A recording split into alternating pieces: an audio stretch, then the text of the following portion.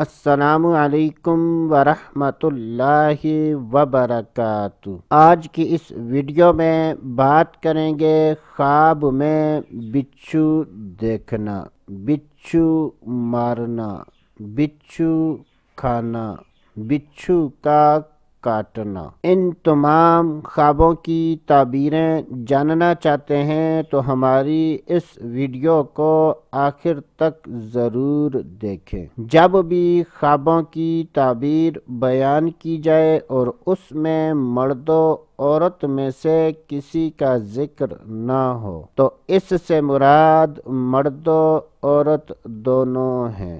گھر میں لڑائی جھگڑا ہو، جادو یا بندش کا مسئلہ ہو، شادی یا رشتے میں رکاوٹ ہو، رزق میں بے برکتی ہو تو ہم سے فری میں استخارہ کروائیں۔ حضرت سیدنا ابن سیرین رحمۃ اللہ تعالی علیہ نے ارشاد فرمایا کہ اگر کوئی خواب میں بچھو دیکھے تو یہ اس بات کی دلیل ہے کہ خواب دیکھنے والے کے نزدیک کوئی دوست ہو یا دشمن ہو، خواب دیکھنے والا ان کو ستائے گا۔ اگر کوئی خواب میں دیکھے کہ بچھو نے خواب دیکھنے والے کو کاٹا ہے تو یہ اس بات کی دلیل ہے کہ اس کو کسی کی طرف سے رنج پہنچے گا۔ اگر کوئی خواب میں دیکھے کہ خواب